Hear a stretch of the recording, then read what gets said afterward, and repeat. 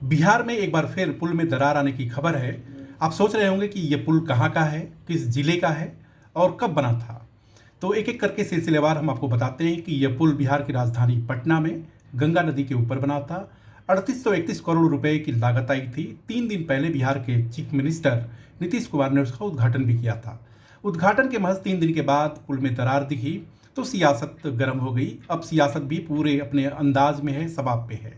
विपक्षी दल कह रहे हैं कि सरकार को केवल मकसद इस बात से है कि किसी भी तरीके से काम कराना है, फीता काटना है, क्योंकि जनता को दिखाना है कि काम हो रहा है और समय से पहले काम पूरा कराए जाने की वजह से क्वालिटी के साथ कॉम्प्रोमाइज़ हो रहा है। और उस कॉम्प्रोमाइज़ का असर ही है कि बिहार के इस पुल में जो राजधानी पटना के 2 बड़े हिस्सों को एक तरफ से दूसरी तरफ जोड़ने का काम करती है, उसमें दरार आ गया और यह सरकार चुपचाप बैठी हुई है, वाहवाही ले रही है, श्रेय लेने की कोशिश कर रही है कि जो भी कुछ कर रहे हैं हमारी सरकार कर रही है। लेकिन ऐसे काम का क्या मतलब जो जनता के हितों के साथ खिलवाड़ करे, जनता की सुरक्षा के साथ खिलवाड़ करे, जनता की सेफ्टी के साथ खिलवाड़ करे।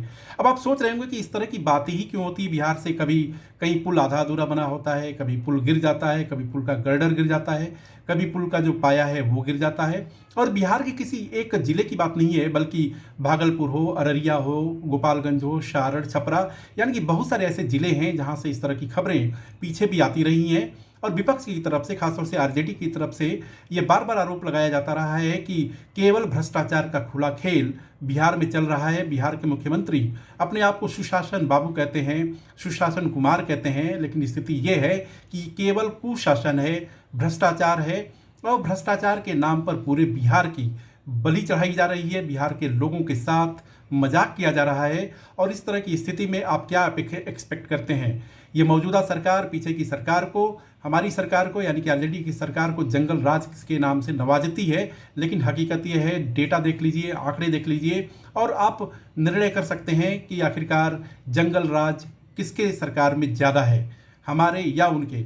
लेकिन आज मौजूदा परिस्थिति में जिस तरीके से डेवलपमेंट के कार्य कराए जा रहे हैं उसमें सिर्फ और सिर्फ भ्रष्टाचार का खुला खेल जारी है, जो बिहार की आर्थिक स्वास्थ्य के लिए नहीं सही है, बिहार की व्यवस्था के लिए नहीं सही है। और इस सूरत में ये सरकार चाहे जितनी भी अपने पक्ष में बातें कर ले, वो केवल दिखावे की बात है।